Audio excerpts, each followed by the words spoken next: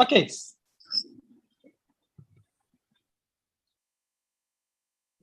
Sarvesham Suprabhadam. My name is Raj, and today we start our series of Jnana Nidhi. But before I start the program, I want to tell you a couple of things. And I'm a firm believer that learning should be a fun journey. If you're not having fun, you're not going to learn. So let's keep this session nice and crisp. We want to learn. And at the end of Pravina Bhagini's lecture, Sambhashana, I am going to have a quiz, 2 little questions I'm going to ask, and you can answer in the chat box. And as usual, like it happens in India, I'm going to pick my 2 favorite people to get some prizes. And if you don't answer it correct, I'll make you listen to the recording 4 more times. I'll come to your house. So concentrate on the 45-minute lecture, understand, and nothing is serious in life, remember, including this competition. So on that basis, I welcome every one of you to this hopefully productive yet informative session. And we will start off with our star singer from our side, Kala Bhagini. Are you ready? Should I play your video or do you want to go live? Can we play the video? Certainly. Kiran, can we play Kala Bhagini's video?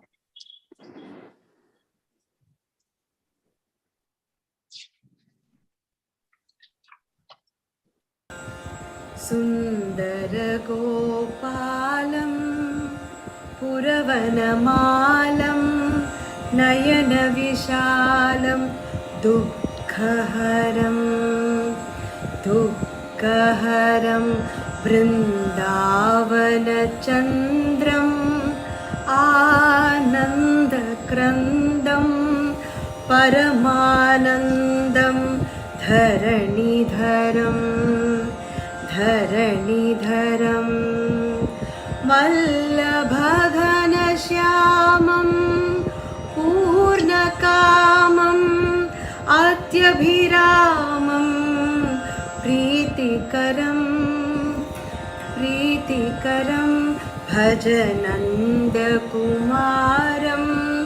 सर्वसुखसारं तत्त्वविचारं ब्रह्मपरम् ॐ नमो भगवते वासुदेवाय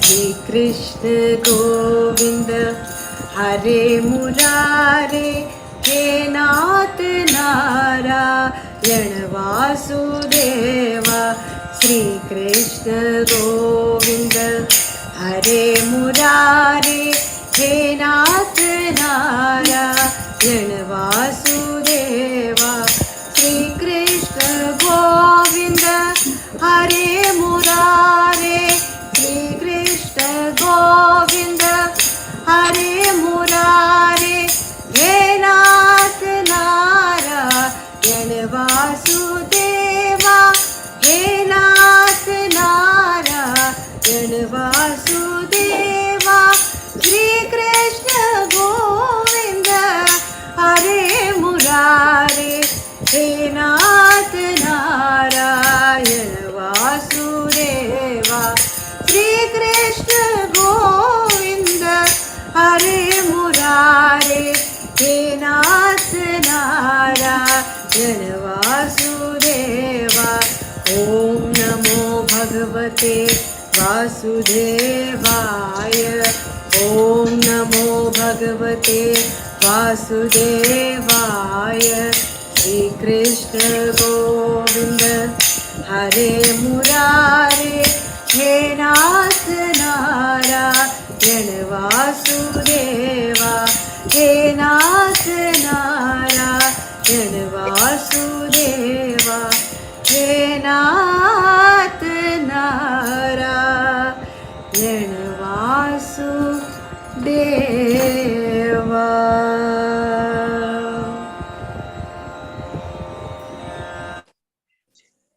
Uttamam, Kala Bhagini.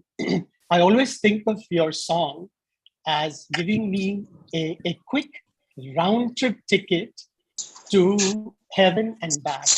And it's free, cost me nothing. There's so many people spending so much money to go to heaven. And here I am, I get a chance. So let's start our program. The first one is going to be Renu is going to have 2 Subhashitams. We're going to start off with Subhashitams. Please put yourself on mute.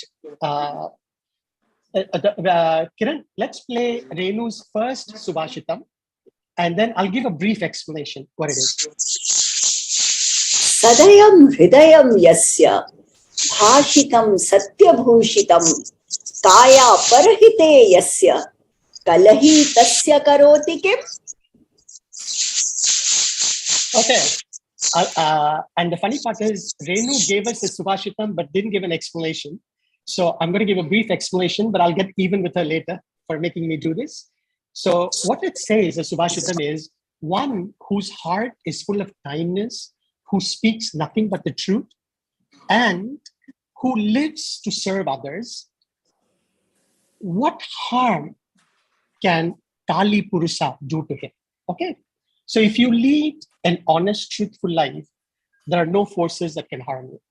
So that's the essence of Subhashitam. All these Subhashitams are generally like, Tirukural. And they combine some good messages in a short and crisp way. Kiran, let's play the second one of Renu, please. Chayam anyasya kurvanti tishtanti swayam atape phalanyapi pararthaya vrikshaha satapurusha iv. This is a good one, and I'm going to ad-lib to it at the end. So what Renu is saying from the Subhashitam is that trees stand in the hot sun and yet give shade to others. They also give fruits, but they don't really partake it themselves. So just like that, just like the giving trees, good people bring welfare and goodness to others while bearing the hardships of life ourselves. So on that note, I am also trying to live that life by doing good things. In addition, I'm also correcting people's samskridam. But sometimes I feel guilty when I correct their samskridam. Am I doing it because I got corrected so many times? Am I getting even in life? But that's a different matter to ponder. On a lighter note, the good news is live your life to serve others. That's the essence of what Renu told us. So let's move on to our next Subhashitam. Sorry, my little puppy is making noise. I'll go on mute quickly. Sujata Mundra's Subhashitam. Kiran, do we have that on video? Suprabhatam. Acharyat padamadatte padam shishya swamedhya sa brahmacharibhya padam padam kalakramena cha. This one shloka opens up many facets related to learning and teaching, be it regular schools or spiritual learning. Modern education system, student-teacher relationship, undue blame on teacher or students for below expectation results. Let us look at each of the 4 parts. One learns from 4 sources: teacher, self, others, and with time, that is experience. This doesn't mean that it's exactly 1/4 from each. That may depend upon individual case, how good the teacher is, the classmates are, your own intelligence, or the environment is. Just like to grow a tree, a gardener, good seed, fertile soil, and time are needed, so too, learn one needs a teacher, own intelligence, co-students, and time. That is patience and experience. This is how we learn and grow. Dhanyavad. Thank you, Sujata. That is actually one of my favorite Subhashitams. And it really elucidates, it enumerates the way we learn. And it's so, so true. And I firmly believe Kala Kramena, you learn so much. And sometimes you wish you could do certain things or redo it, but that's the fun part of life.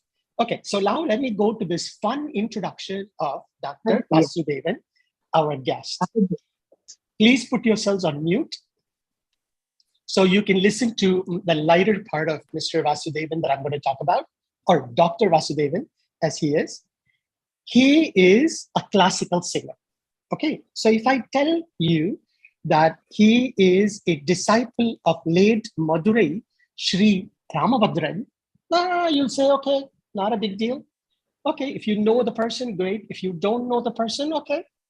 But if I tell you he is a Bharatanatyam student of Srimati Vajantimala Bali, won't your reaction be, oh, wow.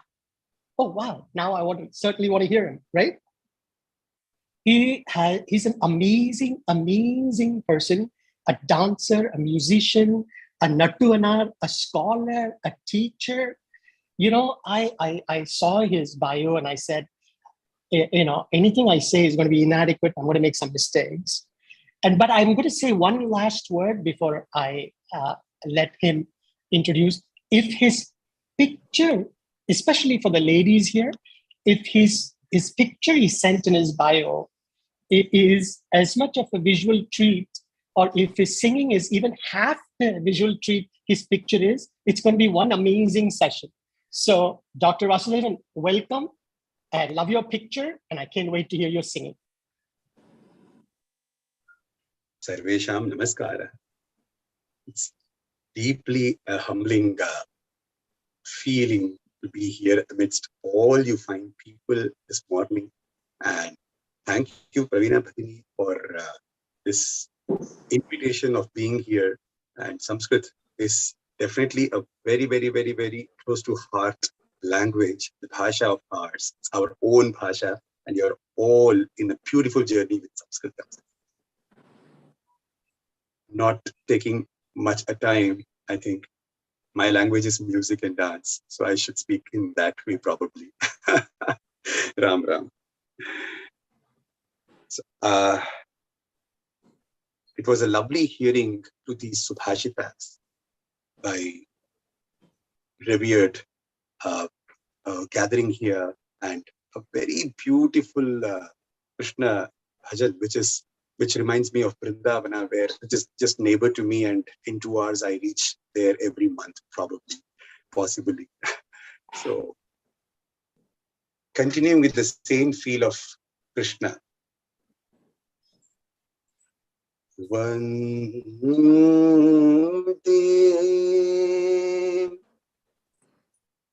Vrindavana Charam Vallavi Janavallabha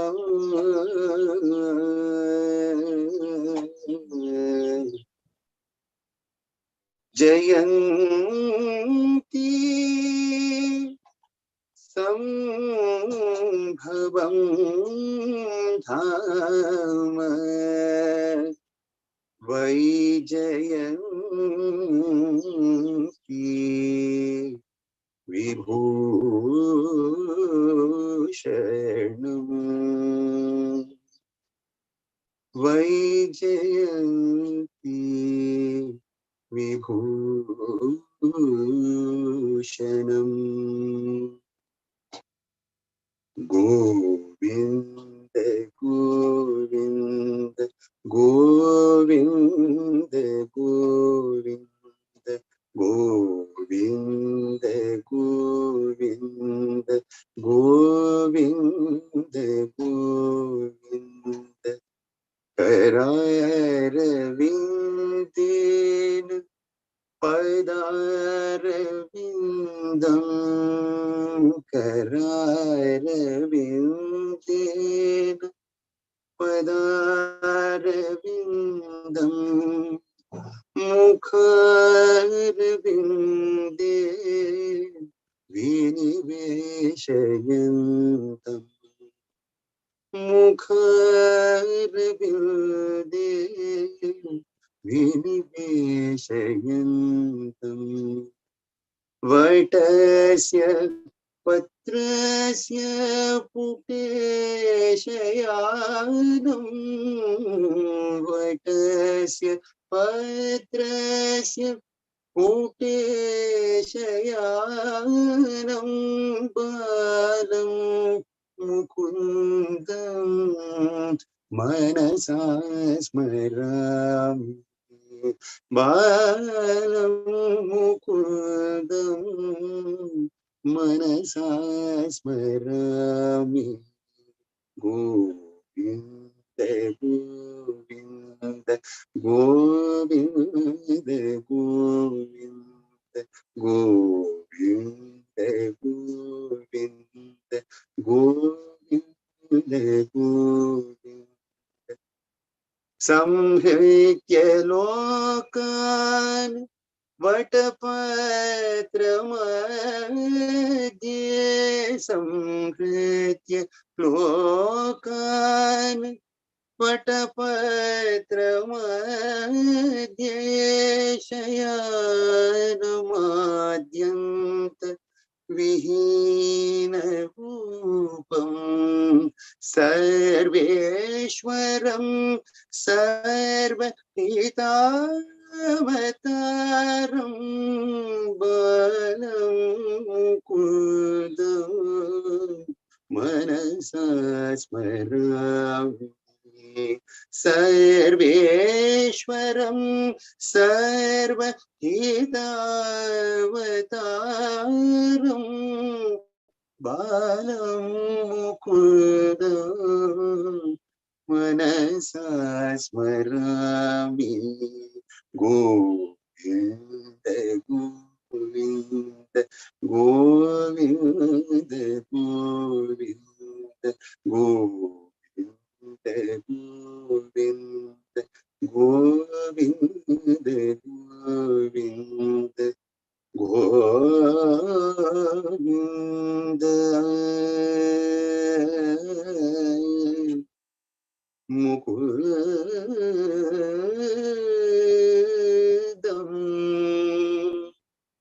गोविन्दं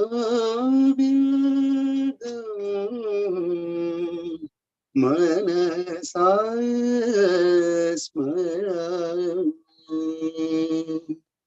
बालं बालं बालं स्मरामि स्मरामि स्मरामि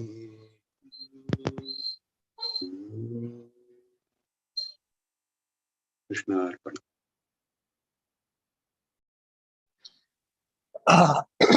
Sorry for the delay. It almost Uttamam, Bahuttamam, Dr. Vasudevanji, remember, it was like my heart was singing. Can you believe that? I was so into it. It's like, oh, wow. Pravina ji, thank you. Thank you.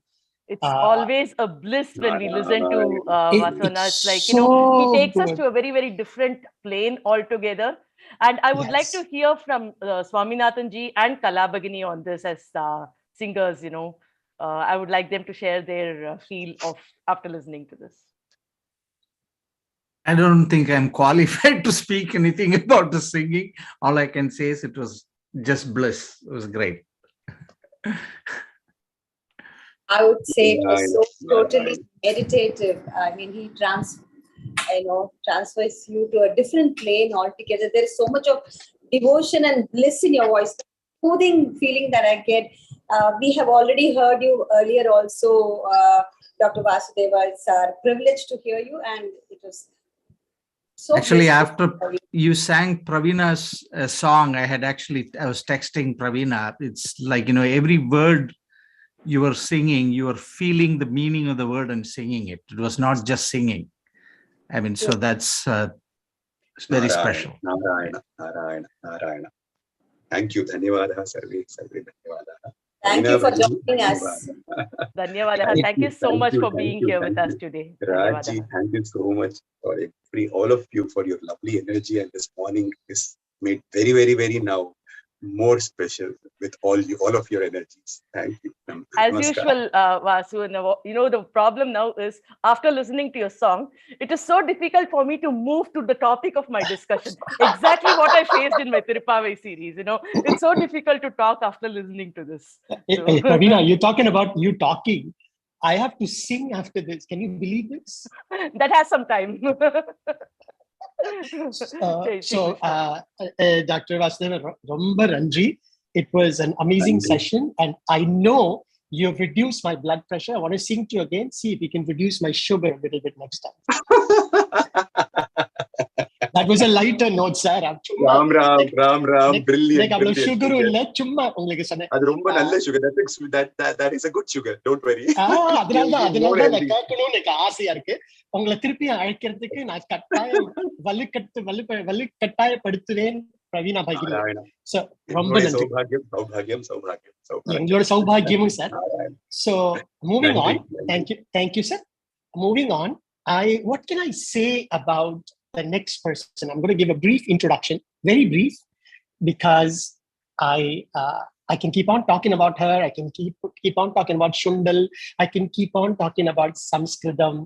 I met this lady at a party where she brought Sundal, and I loved it. And but I'm going to use a different analogy today. Let me use an American analogy. There is an old song.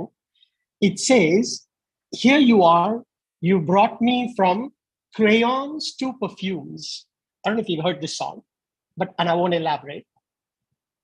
So, which means basically, you have seen me grow in front of you. And I feel similar about Pravina Bhaginiji, because she has brought us from Mritika Taha Panchalika Paryantam. She has brought us from a mere clay to puppets, alive, living, breathing dolls which now speak Sanskritam, love Sanskritam, dance to Sanskritam, and appreciate anything and everything Sanskritam. So that is a kind of Guruji Pravina has been for many of us for the last year and a half. And with great pleasure, I am going to ask her to tell us about sources of knowledge that exist in our heritage, in our scriptures, that we have forgotten sometimes, but it's a good way to remind ourselves what it is, our rich history, and learn from it, and continue to build our base of knowledge and our wisdom. So, Pravina Bhaginiji, please, as always, with pleasure, I welcome you.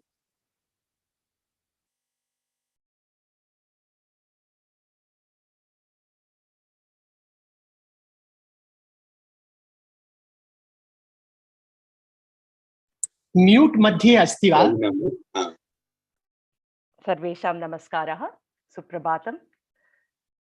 Today is Narasimha Jayanti. Some of them practice it today, for some it's tomorrow. So before I go on to the actual talk on hand, I would just like to worship Bhagavan Narasimha and then move on to Vidya Stanas. Jnananandamayam devam nirmalaspatikakritim Adharam sarva vidyanam hayagrivam upasmahe Tvai rakshati rakshakaihi kimanyehi Tvai cha rakshati rakshakaihi kimanyehi Iti nishtita dihi shrayami nityam Drihare vegavati tatashrayam tvam Mata nrasimhascha pita nrasimha Brata nrasimhascha sakha nrasimha Vidya nrasimho dravinam nrasimha Swami Narasimha Sakalam Narasimha Ito Narasimha Parato Narasimha Yeto Yeto Yami Tato Narasimha Narasimha Devat Aparam Nakinchit Tasmat Nrsimham Sharanam Prabhatye. A very, very auspicious day. Narasimha Bhagavan took his avatar today where for the sake of a little boy, a Daitya boy, usually we see Bhagavan protects Devas and he fights against Asuras. But this avatara of Bhagavan shows that he is impartial. He just looks for the devotion in people. So just for the little child Prahlada, Bhagavan took the avatara as Narasimha, half lion, half human. You won't even know whether he's a man or a human or animal or whatever. Whatever Brahmaji promised, Bhagavan Narasimha implemented those promises. Not being born, in the morning or in the evening, his avatar took place, in the Sandhya Kala. He killed Hiranyakashipu, neither inside the palace nor outside, on the way, on the pathway. He used no weapons. He used just his naka, because no living thing nor non-living thing could kill Hiranyakashipu. So he did his samhara with the naka. Nobody created by Brahma was allowed to kill Hiranyakashipu. So Bhagavan, who created Brahma, took this avatar. So you can go on explaining about the greatness of this beautiful avatara of Bhagavan Narasimha. And this is an auspicious day when the Narasimha avatara of Bhagavan happened. So he's our Mata, Pita, Bandhu, Saka, everything.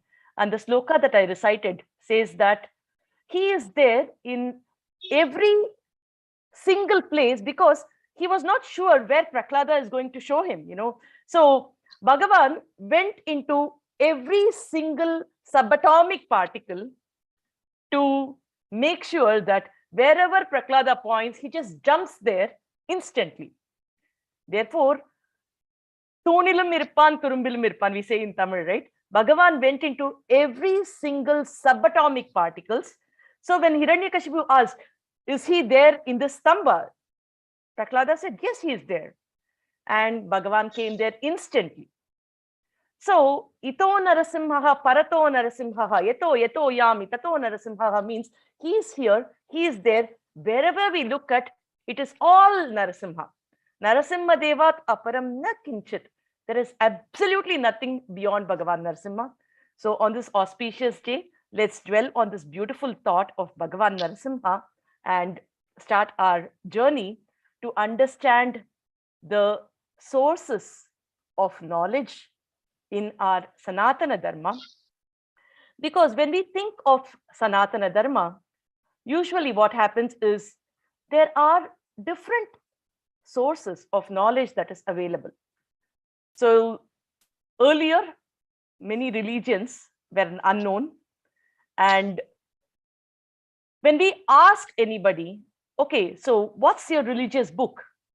There is always a religious book which people say, when you ask Christians, they say it's, Bible. If you ask Muslims, they say it's Quran. You ask 10 different Sanatanis, Hindus, what is your religious text? And you might get possibly more than 10 answers for it. Why? Because there is a huge library, and many times we are not sure which book should we choose from the library, which is our source, which is our pramana, as we call it. So what is our pramana? Where do I get started? What are our sources of knowledge? Which is the authority? There seems to be seeming contradictions. How do I understand it? So what is the big picture? So today, our topic is going to be about getting a lot of basic things, the structure of Sanatana Dharma, where to look for what. When we use different terminologies, what do we understand from it? So certain basic things like this, we will try to understand and get the big picture knowledge of the same.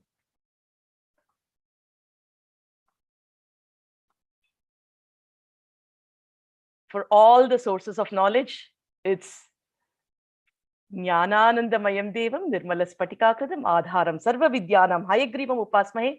So the person who can give us all sources of knowledge is Bhagavan Hayagriva. So how do we get started here? All of us know that we are educated in a particular way from the beginning of our life. So we do have exposure to various things which we take for granted, which we accept as the world's perspective of current situations. So let us take a very, very straightforward example. Suppose I ask Raj, what is today's year, or what is today's date, including the year? What would be the answer? Oh, you're quizzing me. Wow. Okay. It's English, May 14th. And it's Tamil, Chitrai 31. Yeah, what is the year? Year, it's 1922 in English. 1922? You've sorry, gone 100 years behind. 2022. Sorry, see, you're making me nervous. It's like, oh, I have to guess now. So 2022, sorry. And that's where I would leave it. So it's sort of a time. Wonderful. Okay, yeah. So let's just take it as, okay, 2022. 2022 is today's year. Okay, fine. So let's just extend this thought a little bit. So suppose we are in this great situation where all of us are sitting together and attempting to understand the different knowledge sources. And say, along with us, we have two very, very great people with immense knowledge, which is sage Vedavyasa and Valmiki Maharishi. Just imagine the two of them are now joining us in this Zoom call. Okay, so we have Maharishi Vedavyasa and Maharishi Valmiki amongst us. Imagine how the situation will be. Imagine the kind of vibrations we will have at this point of time. So suppose I have the same question. Suppose I'm asking them, what is today's date? For that matter, ask any Pandita today, any learned scholar. If you go and talk to them and ask them, okay, what is today's date? So what they will say will actually surprise us, because this is what we do as a sankalpa every single day. Rather, we are supposed to do as a sankalpa every single day, where it will start with Adhya Brahmanaha, Dvitiya Pararde, Shvetavaraha Kalpe, Vaivashvataman Mantre, Kali Yuge, Pratame Pade, Bharata Varshe, Bharata Gante, Jambu Dvipe. It's very familiar when we listen to this, right? So what this means is they are just saying about, where we are at this point of time, and then they will come back to say, what is the year on hand? So it is an elaborate procedure to identify our location, thereby identifying the time with respect to the space. So time and space is a huge concept which we have to understand. So what happens here is the explanation of this will tell us how old, how long our tradition has been, and how refined it has become, because it's come from the best of the sources, the greatest of the minds that we've ever known. So Adhya Brahmanaha basically means, it's all based on Brahma's life. Dvitiya Paralde, second half of his 50s. So the current Brahma has completed 50 years. Shveta Varaha Kalpe, the first Kalpa of Brahma's day of 51st Brahma, 51st year of this Brahma. Vaivashvata Manmantre, we have Manus who are the rulers here. The 7th Manmantra is Vaivashvata Manmantra. Ashtavimshati Tame. So 18 Mahayugas have already been completed. Kali Yuge Pratama Pradate. So we are in Kali Yuga, the first part of Kali Yuga. And where is our location? Jambu Dvipe, in the island of Jambu. Bharata Varshe, the nation which is called as the Bharata Varsha. Bharata Kande, in the land which is called Bharat. Meroho Dakshine Parsve, which is to the south of Meru. Asmin Vartamane, we are talking about the current situation. Vyavaharike, for all practical purposes, this is what we use to identify ourselves, we say. And after this is when we actually go along to explain, okay, what is the nakshatra, the tithi, the specific date, time, everything. So which will basically tell us that, we are in the Kali Yuga at this point of time.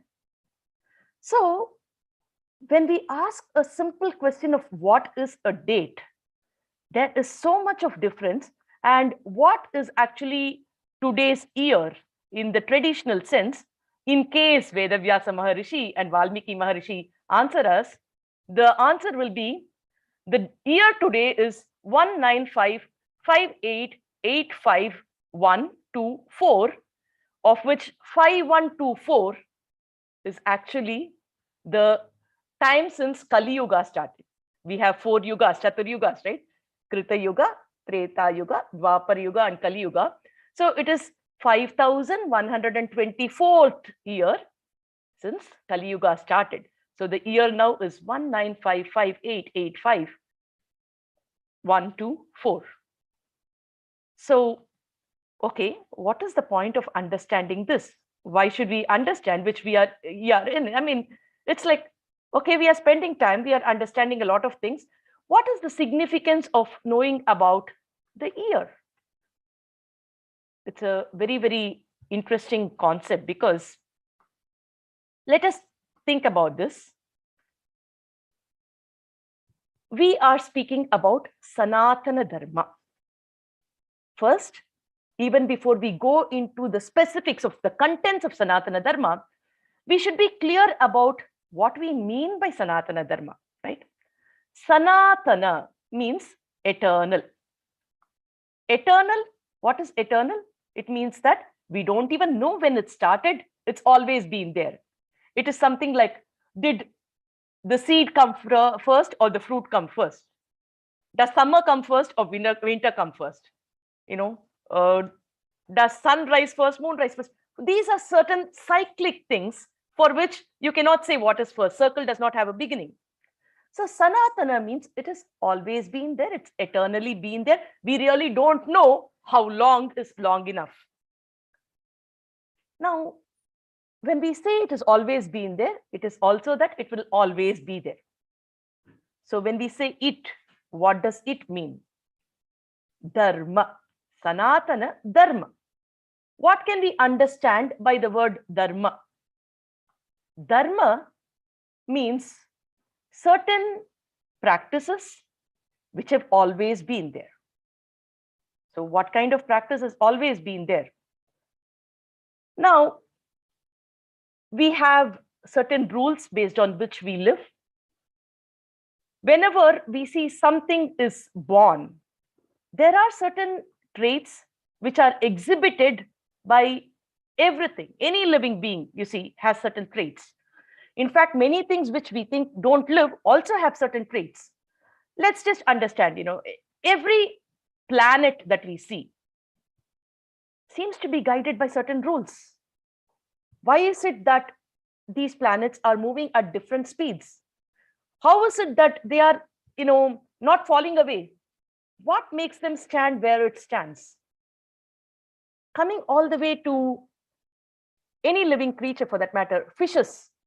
How does a fish learn how to swim? A baby is born. How does a baby know how to cry? Do we teach the baby how to cry? We might teach the baby so many other things at a later time. How does a baby know how to cry? How does a baby know how to breathe? When water is poured, water always pours from a higher level to a lower level. Why does that happen? But when you light a fire, fire always goes from a lower level to a higher level. Fire always goes up. Water always comes down. What are these things? How do we understand these things? So if you think about it, these are some of the guiding concepts which we can observe in everything in the universe. These guiding concepts or the unique things which we call as the dharma of that particular thing. The dharma of water is to flow from a higher level to a lower level. It will always flow downwards. The dharma of fire is always to go upwards. The unique trait of Agni, fire, is heat. You cannot separate heat from Agni. So heat, the brightness, going from down to up, these are the unique dharma or the properties of Agni. Shaityam, being cool, flowing from a higher level to a lower level. Even if you freeze water, when you leave it by itself, it will come down to a natural temperature. Even if you heat water, it will come down to a natural temperature. It's a question of time. So the coolness is one of the key traits of water. So like this, there are very, very important unique traits which identify different things which are there in this creation. So they are the respective dharmas. So when it comes to humans, we have a lot of natural traits which each of us possess.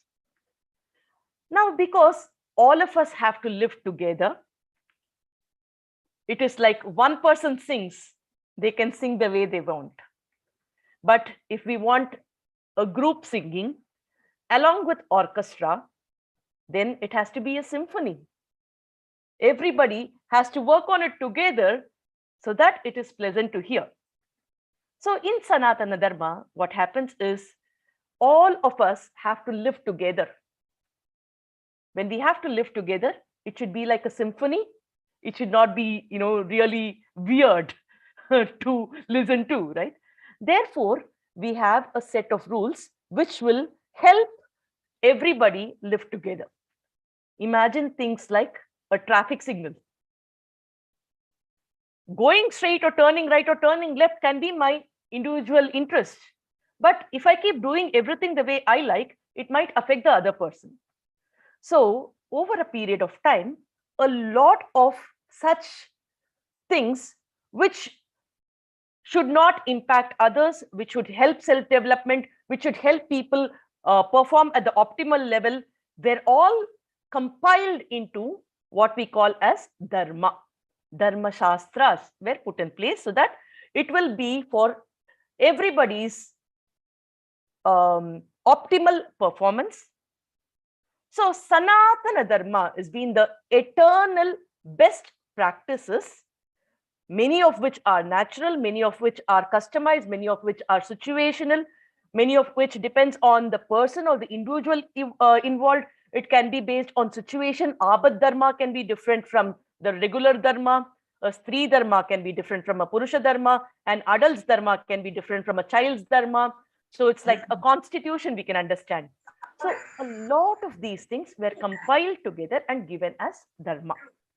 So Sanatana Dharma is the eternal best practices which is applied differently across different people, different situations. It can be applied to the highest macro level as well as the absolute micro level. So it is a holistic picture. So that is a way we can understand. So to go further on this, when we understand Sanatana Dharma, there seems to be so many jargons, so many different words that are used, most of which, we are not used to using in our regular life. So how do we understand a lot of these things, right? So Veda Vyasa Maharishi and Valmiki Maharishi are going to be our tutors for the day. So how will they view certain situations is something that we will try to understand. So when we are looking at so many different scenarios today, because of our education system, our upbringing, we learn to look at it in a particular way. So how do we look at things from the Bharatiya perspective? Okay, so we can understand that the universal knowledge is called Vedas. Veda, vid jnane. Vid means knowledge, which is jnana. So what is this jnana? This is the jnana based on which this entire cosmic creation happened. So this cosmos, I mean, whatever we see here, whatever knowledge is there, I said, how does a fish know to swim? Think about it. It's a very, very deep thing. How does a fish know to swim? It is the cosmic knowledge that's gone inside, right? So how does a tree know that it has to grow vertically? How does a tree know that it has to take in water or absorb sunlight? All these are so natural. So all these are knowledge. How does an embryo know to grow inside, till it is 10 months and just come out all of a sudden? All these are knowledge. Now, this universal knowledge is vid. Vid is jnana, Vijnane. So Vedas are the body of knowledge. This body of knowledge is something which helps us to understand everything. It is like a seed. From the seed, everything can be developed, everything can be understood. We can understand the universal knowledge itself. Now, it is said that all these come from shabdas. Sound was the initial, that vibration is what actually exploded. This vibration is, in its cryptic form called as pranava. Pranava includes the three akshara, akara, ukara, makara, a, u, ma. Now, when we say the word a, the alphabet a, when we pronounce it, what happens is, you open your mouth and the sound comes from the inner part of your throat. In fact, when we say deeper, it is supposed to come from your navel area. It's supposed to come from your tummy. Nabhi kamalat agachat. So that akara comes from the inner part of your throat. When you say oo is, a very, very different location. It's from the middle. The sound actually comes from the middle, and you squeeze your lips in order to pronounce oo. Ooh. And when you say ma, your lip actually closes. Without closing your lip, you will not be able to say ma, ma, ma, ma, ma, ma, right? Now, akara, ukara, makara covers the whole region of your pronunciation. So that shabda completes the whole range. Akara, ukara, makara. So that pranavanada is supposed to be the seed of the entire knowledge, the cosmic knowledge, which is, taken the different forms and shapes. So pranava. Now, this pranava, that is why people repeat pranava whenever they want to say a mantra. Pranava is where they start this entire mantra, akara, ukara, makara. So, there is a beautiful mantra in Taittiriya Upanishad which says, Yatova imani bhutani jayante, yena jatani jivanti. So, what is it that we have to understand from all these knowledge sources? It says that is the Brahman. The Brahman from which everything was created, everything is sustained, and where everything merges back. That Brahma is the main knowledge that you have to understand. So with Jnane is the Brahma Jnana. Okay, fine. So this is mentioned in Taittiriya Upanishad. Now, our important focus today is how do we understand what is the source of knowledge? So what is this Taittiriya Upanishad? Where does it form? What is the structure? How do we identify that source? Brahman is the knowledge, is what it says. So it is like too, conceptual. How do I place the whole thing? So how we have to understand it is, we have many different ways to understand our knowledge sources. So in the simplistic way, we can understand it as three different sources of knowledge: Pratyaksha, Anumana, and Shabda. Pratyaksha, Anumana, and Shabda. So what is Pratyaksha? Pratyaksha means whatever I can see directly is Pratyaksha. For example, I'm now seeing our entire class on screen. So when I'm seeing all of you on screen, I do not need a, source or a book or something else to tell me that you are here in the class now.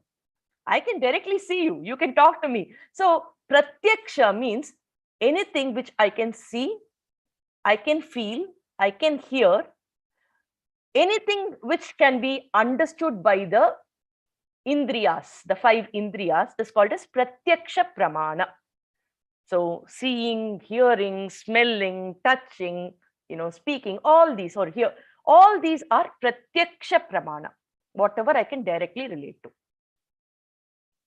The second way through which we can have the sources of knowledge is anumana. Anumana means I know one fact. Now I try to understand this fact by expanding on the initial thought, inference. So in my kitchen, I have seen that, whenever there is a fire, there is some smoke coming out. Now I have that knowledge earlier. I'm going somewhere else. I'm seeing the fire there. I'm seeing the smoke there. Though I don't see a fire, I know that fire should be there because I'm seeing the smoke. So where there is smoke, I know that fire should be there because I have experienced it earlier. So pratyaksha pramanam is a requirement for the anumana pramanam. Only if you've already been there, done it, you will be able to give the inference for it. So pratyaksha anumana. Now there are so many other situations where neither pratyaksha or anumana will be able to give us knowledge. For example, is there rebirth or not? Is there rebirth or not? If I think about it, I can't see it live, because that person will not be there at that time. Oh my God, how do I understand this? Okay. So can I, infer something from it? That's not possible. So how do I understand this concept? People speak about karma theory. You do good, the result is good. You do negative to a person, God will take care of consequence. How do I know? It is neither pratyaksha nor anumana. How do I interpret this? So is there only one life? Should I enjoy this life or should I make this life productive? How do I understand it? There are so many such questions which remain unanswered when we look only into the pratyaksha pramana. So what is our source of knowledge for that? How do we get these important things answered based on which we have to customize our life itself, right? So for all those, the answer given by our Sanatana Dharma is called Shabda Prama. Shabda. Shabda is the answer where the important pramanas are Pratyaksha, Anumana and Shabda. Now what is Shabda? Shabdas can be understood as the Vedas that we have, because Vedas are something we hear. So it was all the oral tradition, right? So we hear and transfer, hear and transfer. So Shabda Pramana means whatever is heard, especially from the Vedas, are called as Shabda Prama. So this Shabda Pramana gives us answers for things which we cannot understand by Pratyaksha. If it is Pratyaksha, we don't need a Shabda Pramana. We don't need somebody to tell that, this person is here. We don't need someone to tell us that the sun is already up. So whatever cannot be understood by Pratyaksha or Anumana, we rely on the Shabda Pramana, which is the Veda Pramana. Now, why should we accept the Vedas? That is the next important question, right? Why would I believe in Vedas? It's like, it's another text. So a lot of people say that. So why do we believe in the Vedas? Because when we need a source to completely trust, completely adhere by it, what are some things which should not happen? One is, it should not have any personal bias. Suppose a person is writing a book, okay? That book might have that person's personal interpretations embedded into the book. We want to listen to a lot of news channels, right? So when we listen to news channels, we actually scan through it and we don't want biased news.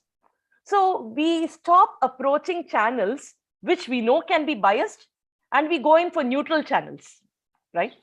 Similarly, when we want a source as the authority, because we want to know what is not pratyaksha, so we do need a source, but we don't want that source to be biased because of anything else.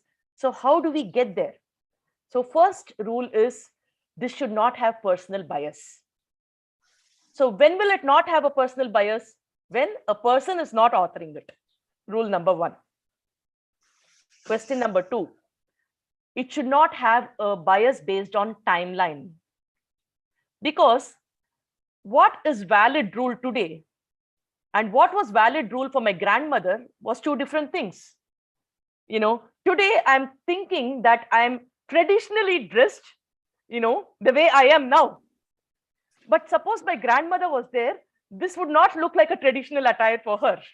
She would have looked very, very different in her definition of traditional attire.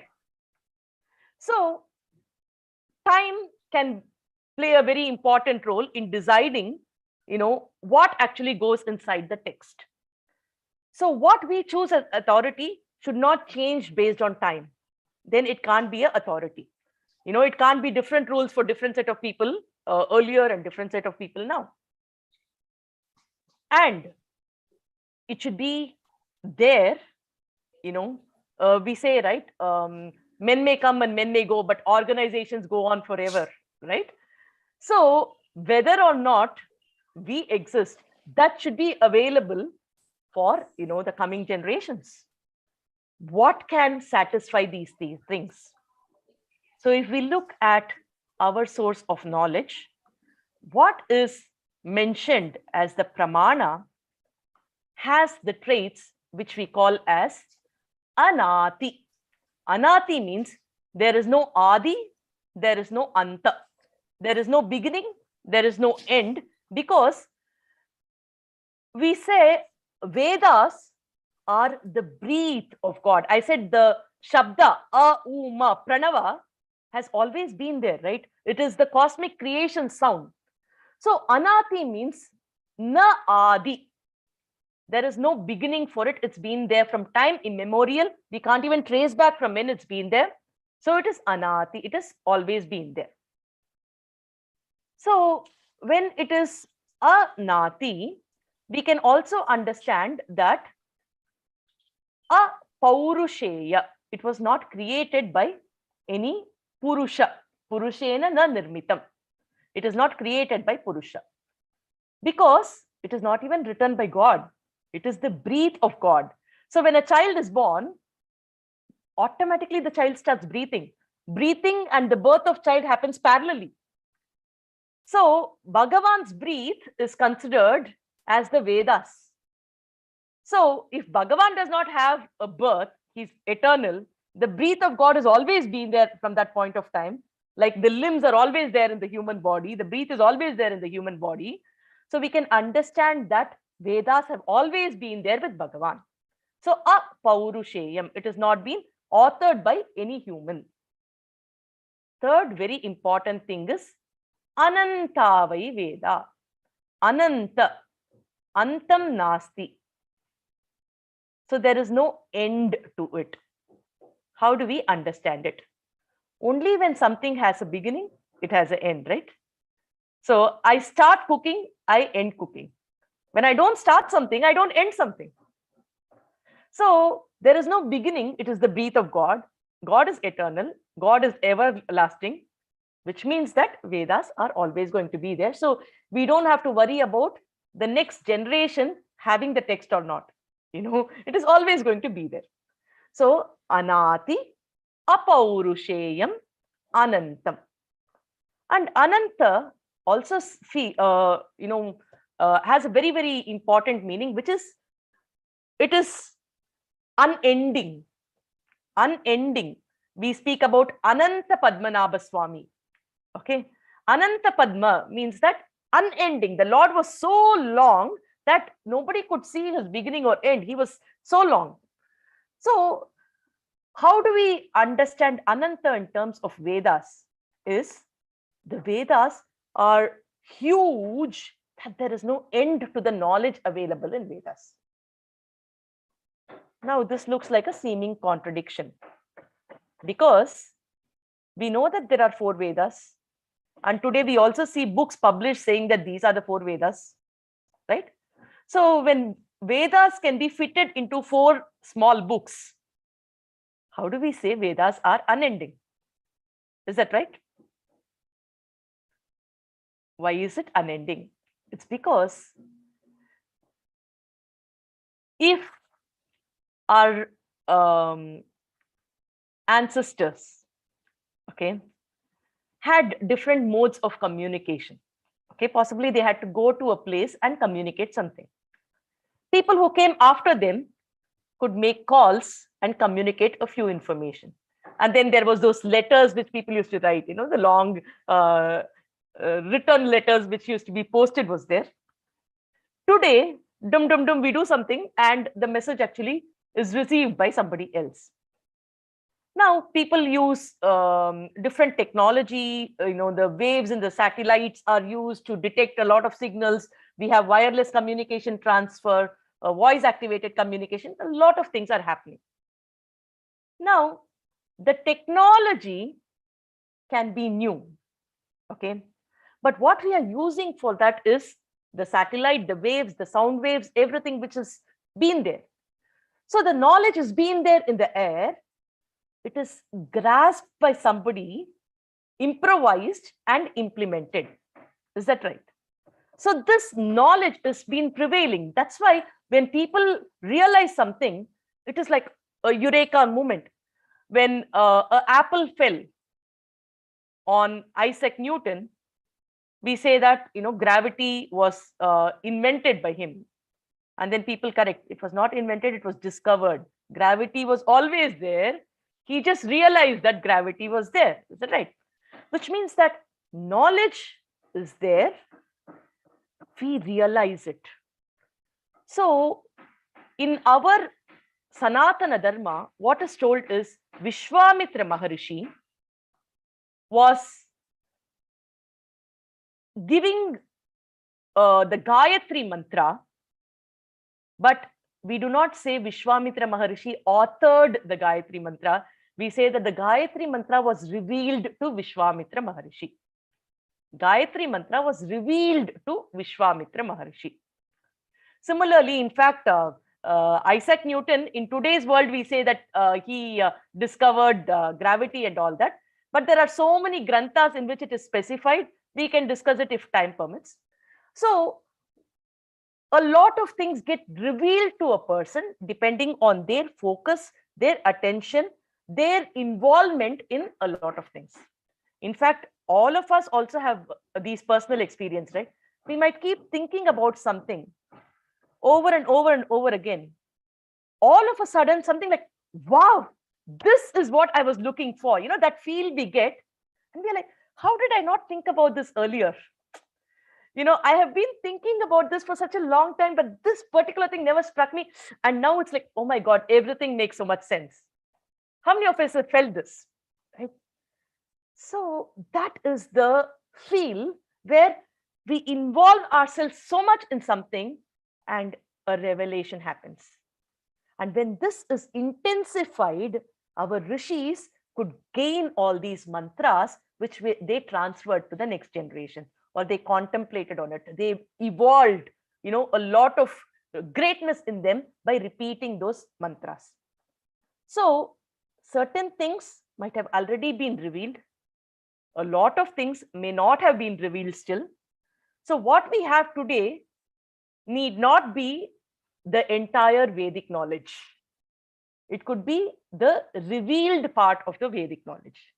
So when we say Ananta Vai Vedaha, it means that some parts of it are revealed. We don't even know how much is not revealed. Are you all with me? Yeah? Yeah. So Ananta means it is unending, and some parts of knowledge are revealed to us. There can be a lot of things which are not yet revealed. Anadi, Apaurusheyam, Ananta. So whatever was the problem we said about accepting something as a pramana, it should not have human bias. Vedas can't have human bias because it's not authored by humans. It should not be time specific, then it will be valid only for that time duration. This has always been there, will always be there. So that bias is not there. It is not just subject to a particular thing. It is ananta. It is, so much of knowledge is there that, we can choose what we need from there. So it is a huge compendium of knowledge which is there in Vedas, universal knowledge source. Now, this knowledge source, which is huge, was grouped into the different Vedas by Krishna Dvaipayana Maharishi in Dwapara Yuga. Krishna Dvaipayana is the name of the Veda Vyasa who actually compiled these Vedas for us. So earlier, people could learn everything because they had huge amount of time. The timeline of different yugas we know are different. Now, Vedavyasa Maharishi compiled it and he gave us whatever was required for us. So, Rig basically means whatever is in the form of the hymns. Yajurveda is the theoretical, the prose order Vedas. Samaveda are the musical notes. So he grouped them based on whether it is in the hymn format or is it in the prose order or is it in the musical order. So he compiled all the Vedas, which is a marathon effort. So he was Vyasanam Karoti, who compiled it, who grouped it. Therefore, he is Vyasa. He got his title as Vyasa because he compiled these Vedas into 3 major groups of Rig, Yajus and Sama. Now, what is Atharva?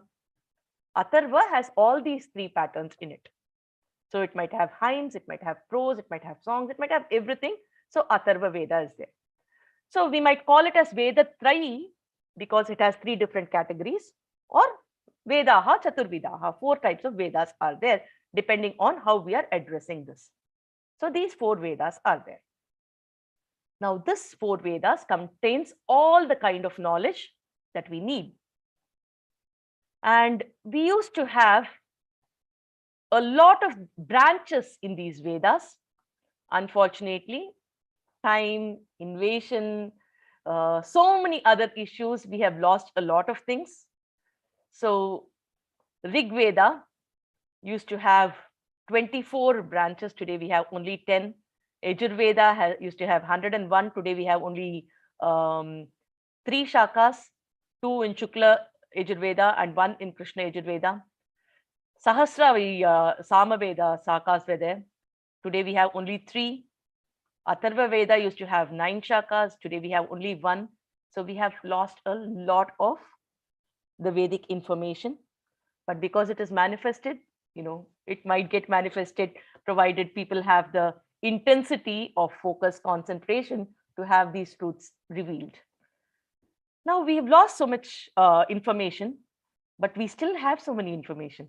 So whatever you see as now is still available now. So our duty is to ensure that at least this part is protected, right? So how do we understand what is available for us? Now these Vedas, which I said are grouped into 4 categories, further contains certain information. These Vedas contain what we call as Samhita, Brahmana, Aranyaka and Upanishad. So Samhita is what is the actual text, what people in the Gurukulas used to by heart. They used to memorize these information. So if you can hear a lot of Veda recitation, that is all the part of Samhitas. So today we are in the habit of understanding the concepts and explaining it to people, right? So we, in fact, are very apologetic when we say that, I just know these, but I don't know the meaning. So we get into an apologetic tone when we say that. But in our Sanatana Dharma, you will be surprised. There were a lot of things which we did not have to understand. You could just recite. You don't have to understand. Now, what is the logic? Why do I not have to understand something? We don't even understand why we should not understand it, because we are so used to understanding concepts that, what is rote memory? Why should I by heart certain things? Now, the interesting part here is that our ancestors had a lot of techniques to ensure brilliance in us. Understanding the concept was not the only way to become intelligent. Memorizing was a brilliant technique which our ancestors believed is, or proved, that it can help us enhance our intelligence. Now, how does it work? Let us understand it by understanding the concepts that we use in music. So, in Sangeetam, what do? Initially, we learn the concept of Sarigama Pada Nisa, right? Shadjamam, Gandharam, Madhyamam, we say all that. Now, Kala Bhagini or Vasudevji or Swamiji are there. Suppose I ask them, can you please explain to me, Kala Bhagini is asking me to sing. Okay, can you just sing, start this in Gandharam? And I'm like, okay, can you please tell me what is Gandharam? And now she's like, she will sing and say, Ga, this is how Ga should be. I'm like, no. Can you explain to me what Gandharam actually is? And she's like, okay, we have 7 swaras and Gandharam is, it's like this. It comes before this, after this. So she just tries that. No, I want to know the inner meaning of what is Gandharam. Can you explain to me what is Gandharam? It's like, Ga is Ga, Sa is Sa, it is a sthanam. And that sthanam gives a kind of pleasantness to the ears. It has a lot of meaning which communicates emotion to us. You can't really explain how it happens, right? It is that emotion which happens when we sing a particular tone. It is a sthayi bhava. It is an internal feeling, an emotion. That is exactly what happens when we use the Vedas. A lot of things happens because of the pitch, because of the pronunciation, because of how exactly it is told rather than the meaning of it. It is like reciting swaras in Sangeetam.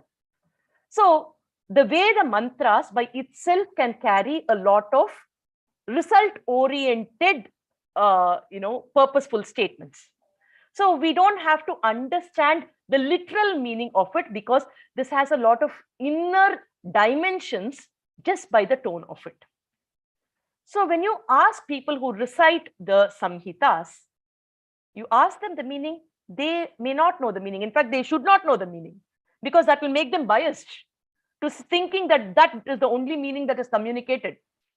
They should just enjoy the way of recitation.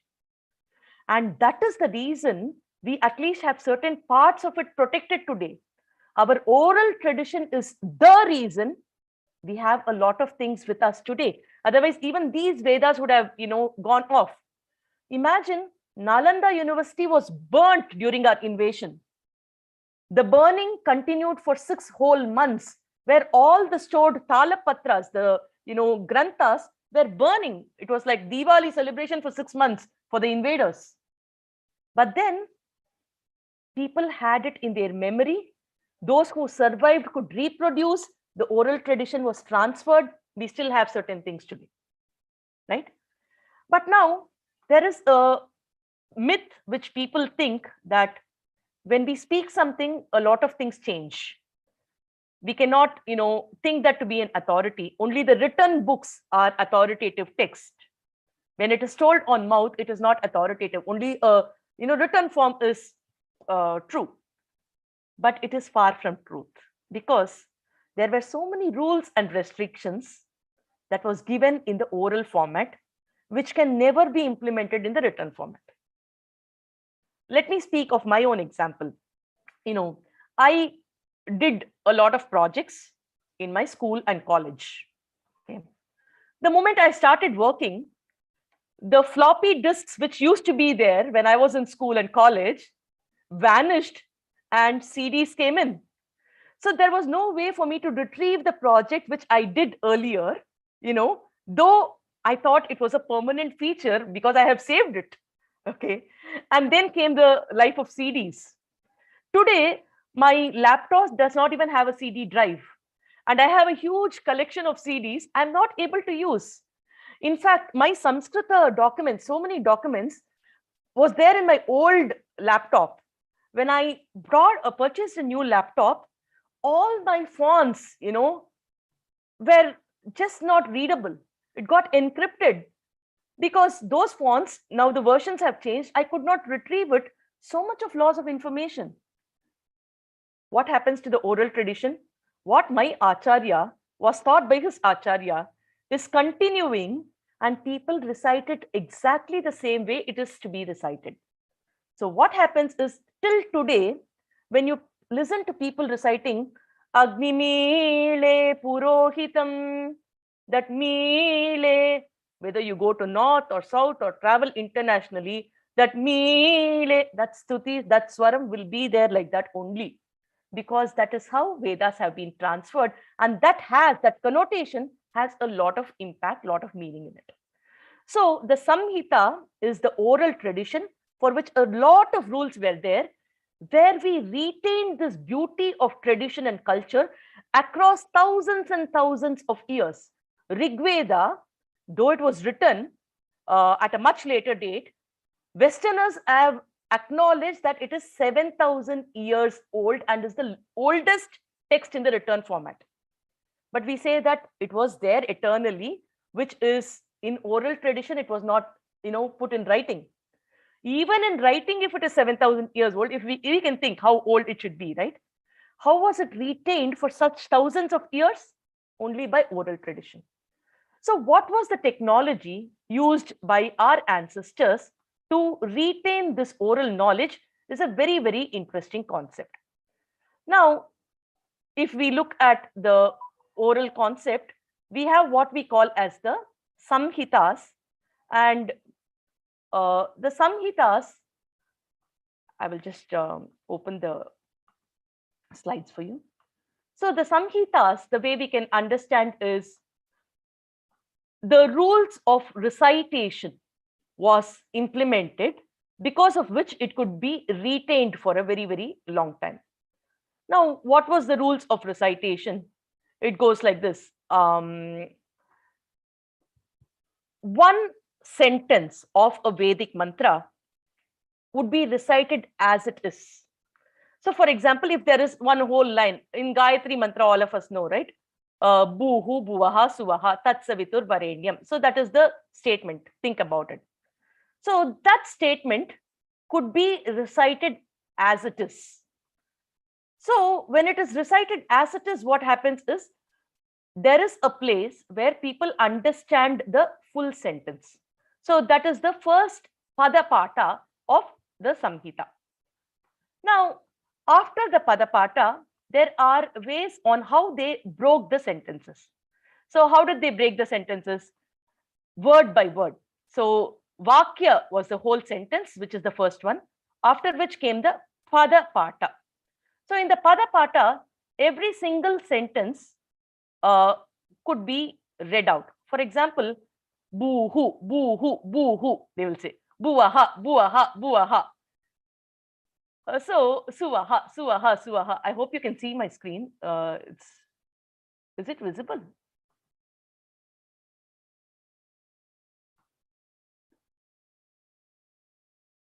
Are you able to see my screen? Yes. Yes. It's painting. We are able to see.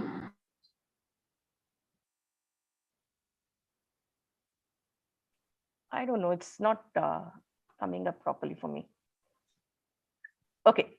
So anyway, so what happens is after that step, the Padapata, where people will recite every single word of the sentence, would happen.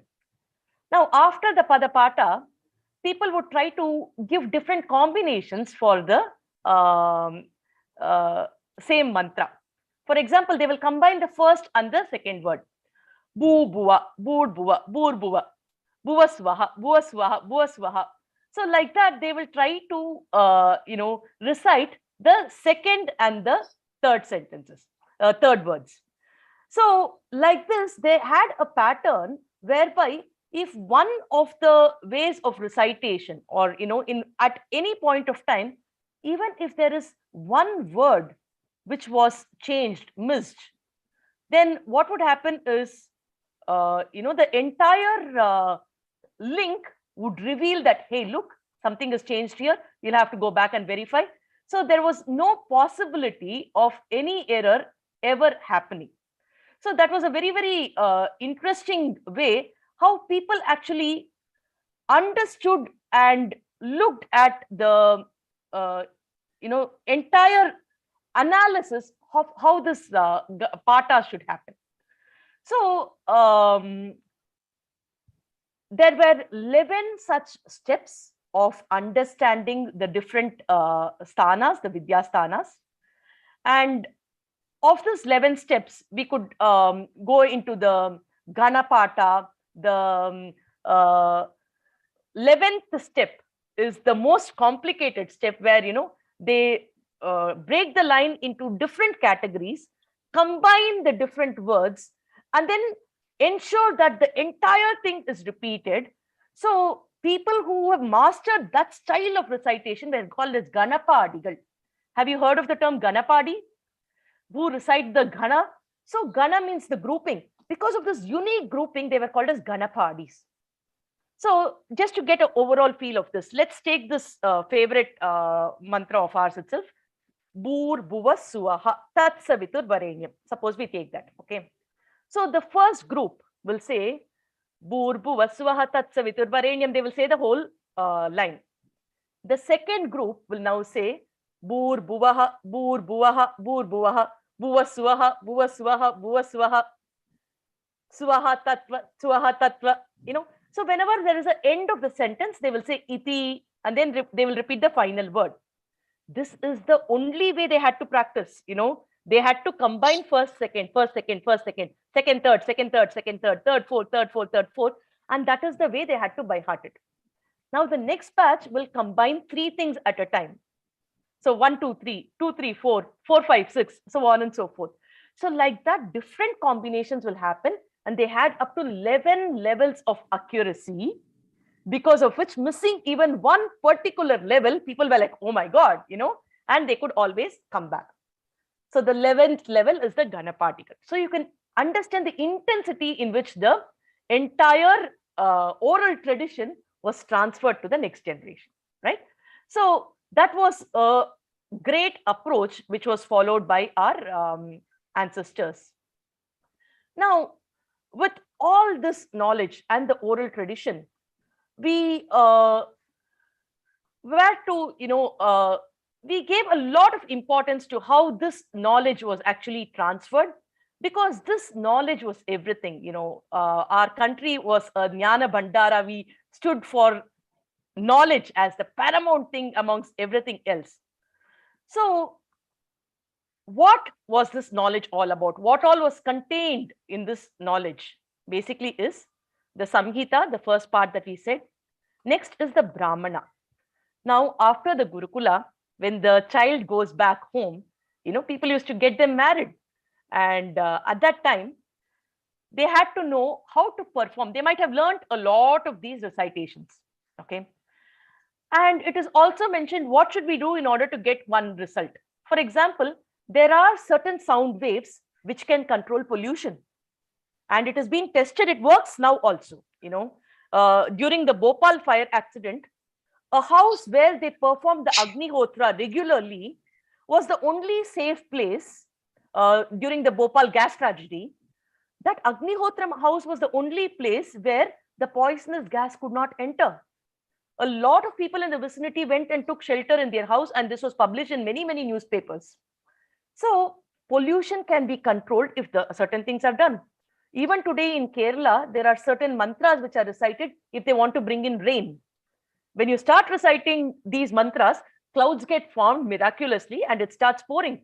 In fact, that is there even in Sangeeta. If you sing Amritavarshini Raga, it will get cloudy and rain will start pouring if it's done the right way. So these are experiences which people understand.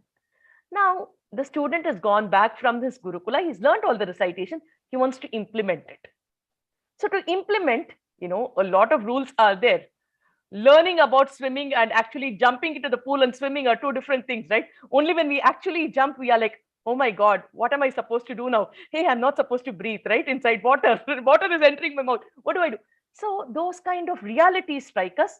And now, what is going to help? He needs a manual of how to do things. This manual is called as the Brahmanam. So Samhita are the recitation part. Then it comes to Brahmanam, where how to perform these rituals in order to get your outcome is mentioned. So if you want, no pollution, this is how you should, set your altar. This is the number of times you should recite this particular mantra. It should start at this point of time. Possibly that point of time should be the lowest pollution time. So many rules can be there, right? So all those rules, regulations, the size of the altar, the person, the timing, only for that timing, the Jyotisha Shastra was brought in. Ideal time for the particular yajna to be performed was one of the main things for Jyotisha Shastra. So when all these are done and people see the results, they are like, oh my God, this works.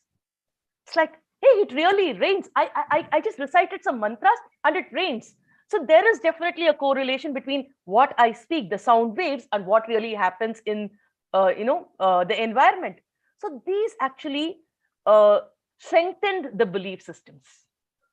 So the Brahmanas, people could see the live result in their eyes, and they got all their convictions, complemented, and they were really sure of what they were doing. Dasharatha did a putra kameshti yagam and he got children. Okay, when people do certain things, they get certain results. So once all these are confirmed in their mind, they start thinking, okay, whatever I do, I'm able to get the results. Now, what is something that I really want beyond what I'm doing now? Okay, so they start contemplating, is this the only thing? Is there deeper truths? What does the other part of the Vedas say? Is there a lot more knowledge than what I see in this materialistic world? So they start contemplating on all these things. They explore what they have, and that is called as the Aranyakam, where people look forward to solitude or being with really learned people, exploring different truths. And most of the time in earlier days, they used to go off to a forest, which is called as the Aranyam. So Aranyakam is introspecting, in deep silence, contemplating on what you've learned, looking forward to higher truths to understand, what's your purpose. That is Aranyakam. And finally, the Upanishads are the Jnana Bhaga of the Vedas. So the truths, what is our purpose? Who is Parabrahma? What is the creation? What is our purpose of life? Why are we born again? Is it only one birth or multiple births? What is karma? What is jnana? All these unanswerable things are mentioned in the Upanishads. And because this child, as a Vatu, as a young boy, has tested a lot of things after learning the Samhita, in the Brahmana part, so many things which he could verify, were proved true. His conviction is deep. There are certain things which I can't verify. But because all what I've verified has been true till now, there are certain things beyond my scope of verification. So these have to be true. So he gets that truth deep in his mind and he starts understanding the Upanishads. So today what happens is we've skipped all the first three parts. We jump into Upanishads. So our belief level is kind of shaking. How do I know this is true? How do we know that it's true? Because we've not had the experience of testing and proving something, because we've not been exposed to the earlier lifestyle of learning things. We are in a fast track, right? So that is a challenge. That is why these four parts were there in the Vedas: Samhita, Brahmanam, Aranyakam, and Upanishads. Upanishads are also called as the Vedantam, Vedasya Antaha. It can be understood as the end of the Vedas, or it's appearing towards the end of Vedas, or it is the essence of Vedas. Antaha also means inside, right? So the essence of Vedas can also be understood as Upanishads. So to summarize, we have Vedas, which are Shruti, which is heard and transferred. We have the four Vedas, which is Rik, Yajush, Sama, Atharva. And inside each of this, we have the four parts, which is Samhita, Brahmana, Aranyaka, and Upanishads. The purpose of these can be, whatever we want for this world: dharma, artha, kama, moksha. Moksha is the ultimate thing where we want to get released from this cycle of births and deaths itself. So here, from the time a child is born till the person becomes old and dies, there are so many samskaras, 16 different samskaras which we do. All these are based on our Sanatana Dharma's thing, from conceiving to, after the child is born, to giving the child the food. All these 16 samskaras are part of the Sanatana Dharma, which is all done with different purposes.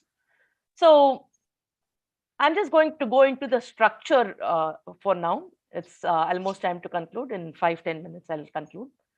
So this Samhita, Brahmanam, Aranyakam, and Upanishads, now for us to understand it, we need different sources of knowledge as well.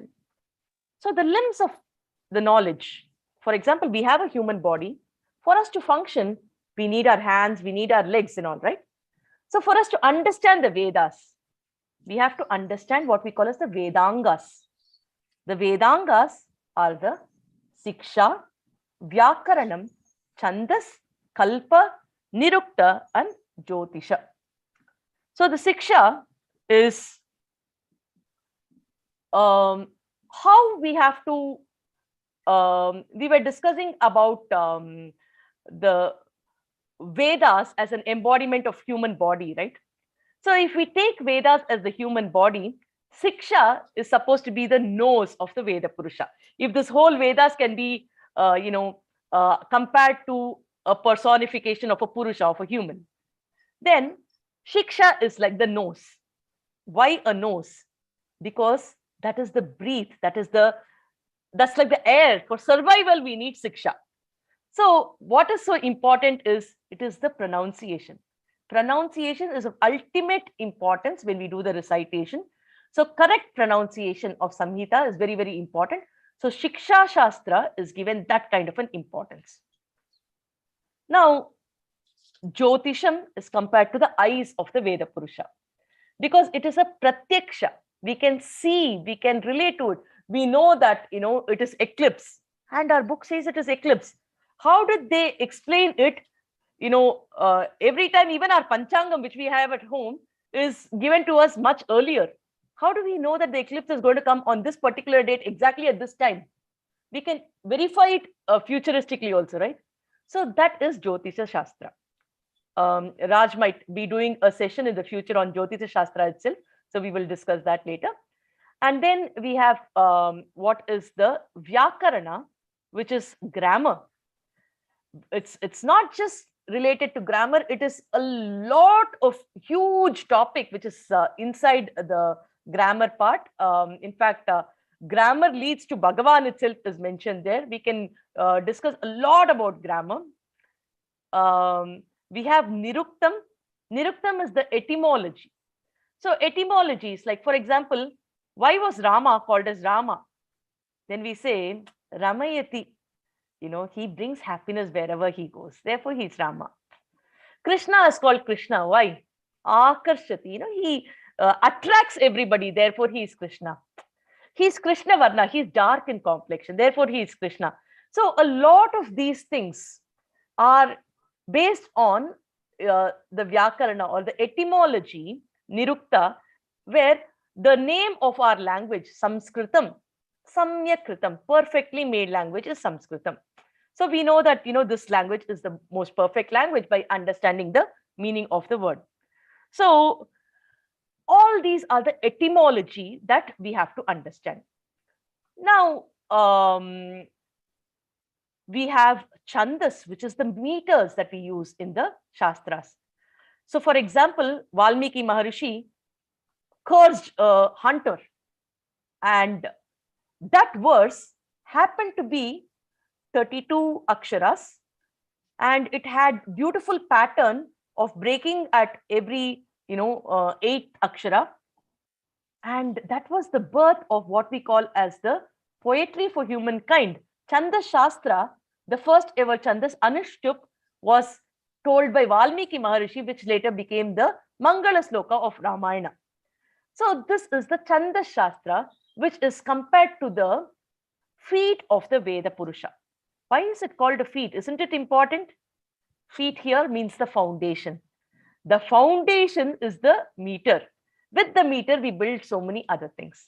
So, like this, when we understand the big picture of everything, it is like, okay, so the Vedangas are the Shiksha, Vyakaranam, Chandas, Kalpa, Nirukta, and Jyotisha. So we understand the entire thing.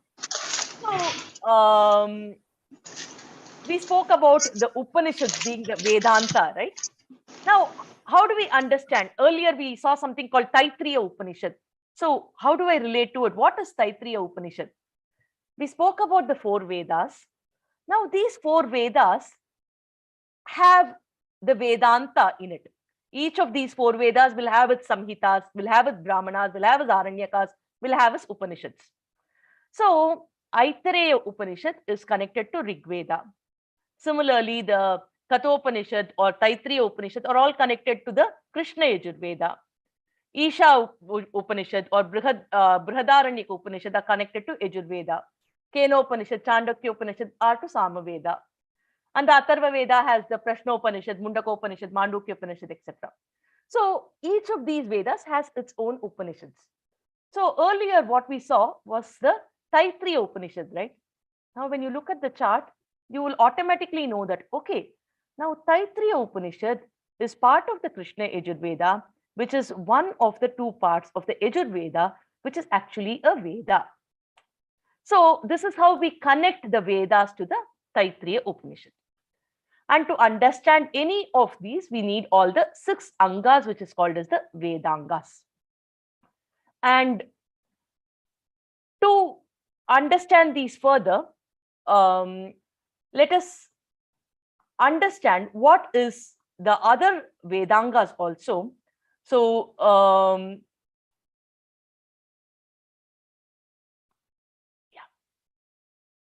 we have now understood what is a Shruti, what is inside the Vedas, what are the Vedangas, what are the Upanishads.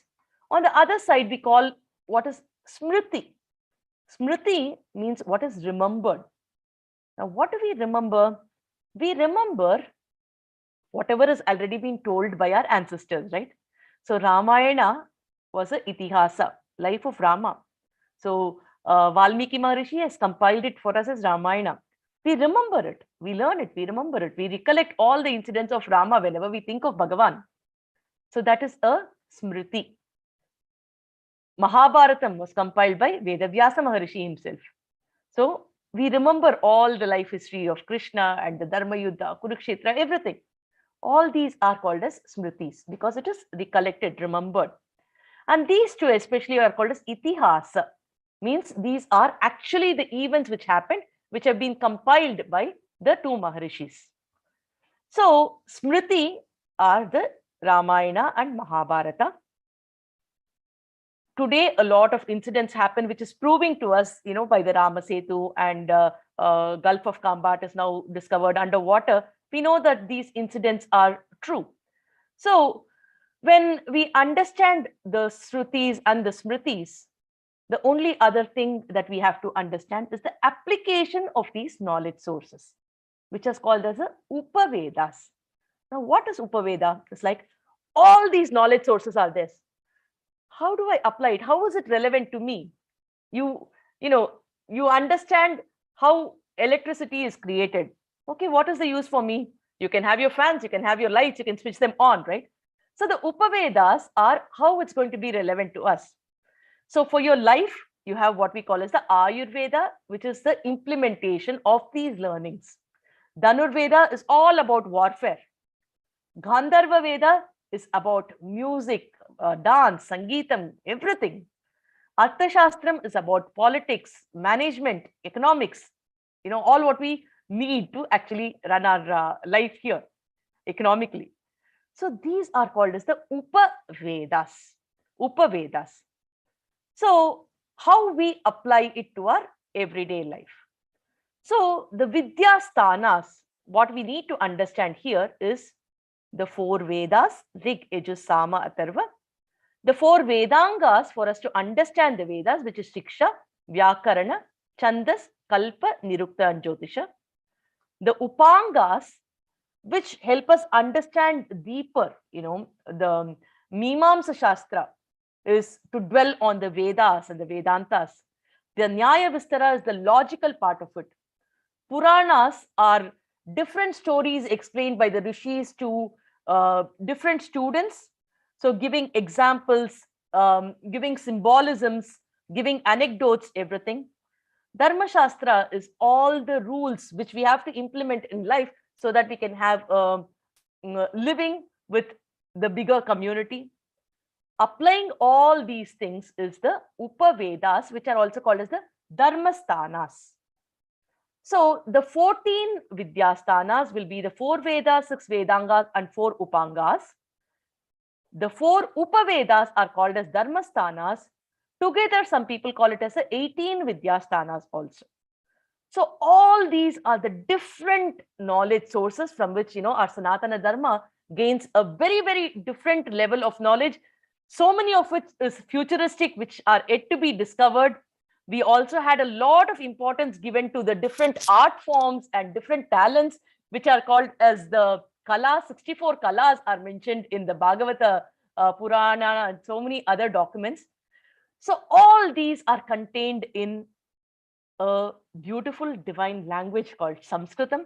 Samyakkritam, we say the Sanskritam. So when we understand Sanskritam, that becomes a key to unlocking all these knowledge sources. In fact, this is a very, very, very high level structure that we've spoken.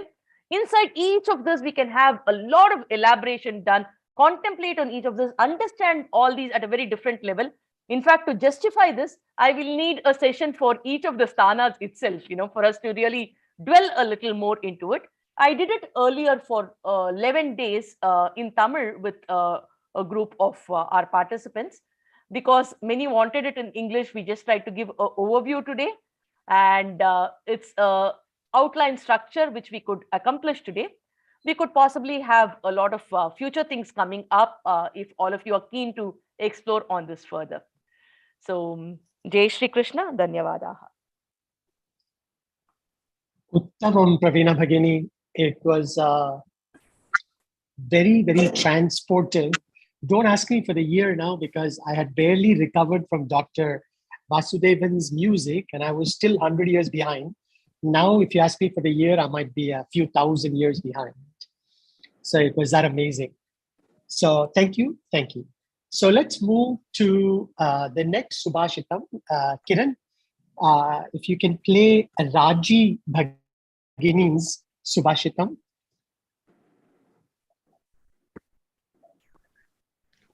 Sarvesham Suprabhatam. Today, I want to share with you a beautiful Subhashitam that explains why knowledge is the most precious wealth that a person can have. And I thought it is appropriate to learn this Subhashitam today, because on this day, all of us have joined here, and we are devoting our time to the pursuit of knowledge through this Jnana Nidhi Karyakrama. So, what are the unique characteristics of Vidya, the treasure of knowledge, that makes it special and, in fact, the only wealth that is worth pursuing relentlessly? Na choraharyam, na cha rajaharyam, na bhratrubhajyam, na cha bharakari. Yaye krute vardhatheva nityam vidyadanam sarvadhana pradhanam. If we were to understand the perils, the kind of perils that material wealth can be subjected to, and on the same scale, if we were to measure how Vidyadhanam would hold up, then we would understand this Subhashitam, each and every line. While we spend most of our time accumulating cash, gold, and other material possessions, there is always the threat of these things being taken away by thieves and robbers. And even if we manage to lock it up very, very securely, There is no escaping the king or the government, which can legally drain away all the money from the pockets of the people through taxes. But knowledge is the one wealth that can neither be taken away, stolen by any thief or robber, nor can it be taxed away by any authority. Na choraharyam, na cha rajaharyam. Even if we manage to protect our wealth from being taken away by these external forces, several times the wealth that a person owns has to be shared or split between siblings, and at times the riches one owns may prove to be both a physical and a mental burden because of the pressures of owning and managing them. But knowledge is that one wealth that need not be divided with our kinsmen, nor does it become a burden for us to carry. Na bhratru bhajyam, na cha bharakari. Another problem with money is that there are more ways to spend it than to earn it. And very often you will find that money that has been earned over several years can be expended in a very short time. But knowledge has this unique quality of growing more when you spend it. That is, when you share your knowledge with others and teach them, or when you apply it yourself productively, you will find that it keeps growing. Vyaye krite vardhateva nityam. And for these reasons, my friends, it is knowledge, it is the most prestigious and the most supreme of all forms of wealth. Vidyadanam sarvadhana pradhanam. And as always, I can't help but correlating this Subhashitam with the Tirukural, which conveys the same concept. Kedil vizhelvam kalvi uruvarku maadalla matrayavai. Learning is the one wealth that is not perishable by any means. Any other form of riches does not represent true wealth. While all other riches are transitory, knowledge is perpetual. You have to look after your other wealth, while knowledge will look after you. Let us all join hands and commit ourselves to enjoy this lifelong journey of learning and continue to earn the precious wealth of knowledge. Dhanyavadaha. Thank you, Raji Bhagini. So true. Knowledge is key to everything. And if you can keep being on the journey of knowledge, that's the best gift you can give yourself. So let's go on to our last Subhashitam of the day. So Kiranji, if you play Nina Bhagini's video, that would be great. Namaste, Suprabhata. Whenever I'm only thinking about the well-being of my close family members or some close friends, this Subhashitam comes to my mind.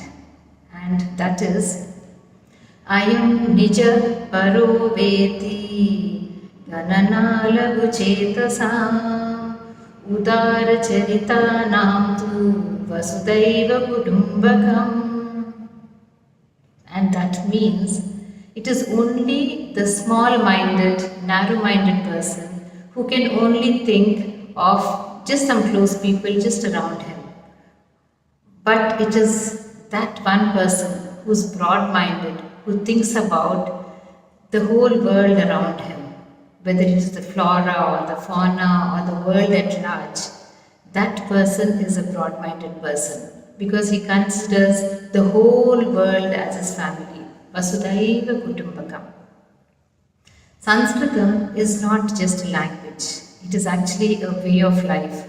And through these Subhashitams, we really get to live a very meaningful life. Dhanyavada. Dhanyavada, Nina Bhagini. It was so true, so true. And as you get more and more knowledge, the wisdom dawns on us that the whole world is one family. Okay, so now I'm going to ask, I know it's been a little long session, so I'm going to ask any one of you, if you have any questions, please put it in the chat box, and I'll ask Kiranji to later on pick up the questions, if any. We'll answer it. We're going to go into one short, I don't know if it's short, because the program itself is so long. So I'll sing this song, and then we will go to our concluding prayer. after answering any questions you may have. Okay, so here is my attempt. I feel humbled after listening to Dr. Vasudevan, after listening to Kala and all that. So this is my humble way of saying thank you for the session. Thank you for my guru Pravina for teaching us Sanskritam, all of us. So here is a little contribution from me, at my best. ग्रामे नगरे समस्त राष्ट्रे रचयेम संस्कृत भवनम् रचयेम संस्कृत भवनम् ग्रामे नगरे समस्त राष्ट्रे रचयेम संस्कृत भवनम् रचयेम संस्कृत भवनम् दृष्टिकां विना मृत्तिकां विना केवल संभाषण विधया संस्कृत संभाषण कलया ग्रामे नगरे समस्त राष्ट्रे रचयेम संस्कृत भवनम् रचयेम संस्कृत भवनम् शिशुबालानां स्मितं मृदुवचने युव युवतीनां मञ्जुभाषणे शिशुबालानां स्मितं मृदुवचने युव युवतीनां मञ्जुभाषणे वृद्धगुरूणां वत्सल हृदये वृद्धगुरूणां वत्सल हृदये रचयेम संस्कृत भवनम् रचयेम संस्कृत भवनम् ग्रामे नगरे समस्त राष्ट्रे रचयेम संस्कृत भवनम् रचयेम संस्कृत भवनम् अरुणोदयतः सुप्रभातं शुभरात्रिं निशि संवदेम अरुणोदयतः सुप्रभातं शुभरात्रिं निशि संवदेम दिवानिशं संस्कृतवचनेन दिवानिशं संस्कृतवचनेन रचयेम संस्कृत भवनम् रचयेम संस्कृत भवनम् ग्रामे नगरे समस्त राष्ट्रे रचयेम संस्कृत भवनम् रचयेम संस्कृत भवनम् सोदर सोदरी भावबन्धुरं मातृप्रेमतो बहुजन रुचिरं सोदर सोदरी भावबन्धुरं मातृप्रेमतो बहुजन रुचिरं वचन ललितं श्रवण मधुरं वचन ललितं श्रवण मधुरं रचयेम संस्कृत भवनम् रचयेम संस्कृत भवनम् ग्रामे नगरे समस्त राष्ट्रे रचयेम संस्कृत भवनम् रचयेम संस्कृत भवनम् मूलशिला सम्भाषणमस्य हिन्दुजनैक्यं शिखरमुन्नतं मूलशिला सम्भाषणमस्य हिन्दुजनैक्यं शिखरमुन्नतं सोपानं श्रवणाधिविधानम् सोपानं श्रवणाधिविधानम् रचयेम संस्कृत भवनम् रचयेम संस्कृत भवनम् ग्रामे नगरे समस्त राष्ट्रे रचयेम संस्कृत भवनम् रचयेम संस्कृत भवनम् ग्रामे नगरे समस्त राष्ट्रे रचयेम संस्कृत भवनम् रचयेम संस्कृत भवनम् Dhanyavadaha. So now, any questions from the chat, Kiranji? Okay, I just took a look at the chat box. There aren't any. No so question. if you have it, No yes, question. no question. Anybody have any questions? You have some time. We have -1 minute, but that's okay. 10:31, but it's okay. If you have any questions, I'm sure Pravina ji will be glad to answer yours. Okay, since we don't seem to have any questions, let me start off with the very last thank you to Pravina ji. She's been an amazing guru for all of us. And the knowledge increase that she's given us, as I told you, we have gone from mere clay, mritika taha, to panchalika, to we've molded them into puppets. They've come alive. So we want to thank you for Pravina ji for this amazing journey, and may the journey continue. And here with our ending prayer, Pravina ji, please take over. Jai Shri Krishna. Thank you so much, Raj Mohoday, for the beautiful emceeing you've done and your beautiful song. It was really, really very interesting to listen to you sing Grame Nagare. And today, actually, in my personal experience, I wanted to communicate a lot, and I was like one, anxious kid wanting to say so many things, but it is too vast to actually do justice in this short span of time. So I think a series of Vidya Stanas is what would do justice to it, so that we can elaborate by giving appropriate examples, stories, and things like that. So today, I think it's just the structure, the outline that we could get, and each of this is an ocean by itself. So we can dwell on it depending on the interest levels of everybody, go into the specifics of every single thing and explore more of it. And of course, we have Raj as a Jyotisha, and every single vertical has different, experts. And I could also speak on certain things. We can explore how we can understand each of the Vidya Sthanas. So thank you all so much. The beautiful, Subhashitas. Each of the Subhashita is a gem by itself, and it is wonderful. And the final Subhashitam by Raji Bhagini and Neena Bhagini was very interesting, because what Raji spoke was very relevant to the knowledge that we discussed, how knowledge is so important to Sanatana Dharma, right?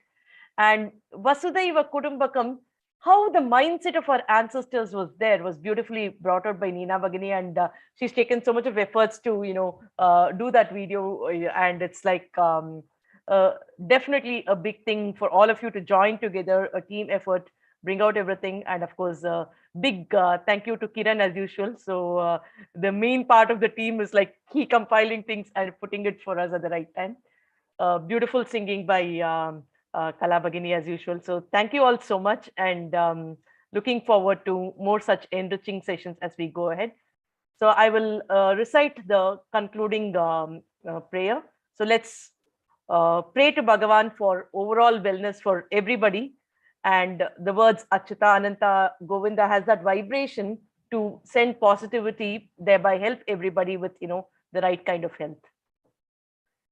कायेन वाचा मनसेन्द्रियैः बुद्ध्यात्मना वा प्रहृदे स्वभावात् करोमि यत् सकलं परस्मै नारायणायेति समर्पयामि.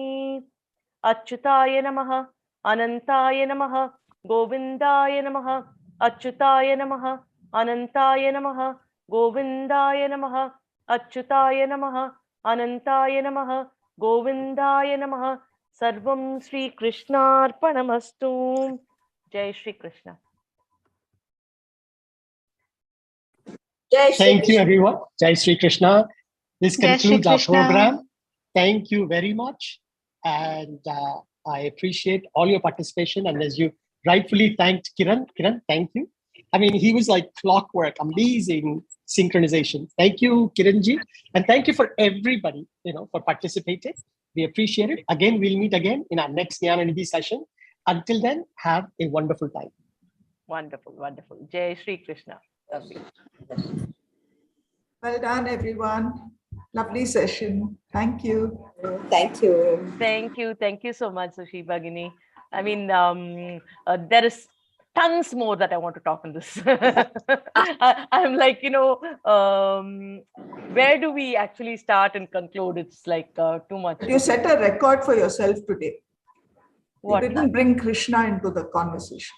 Today Narasimha came. No, happy Narasimha Jayanti to all of you.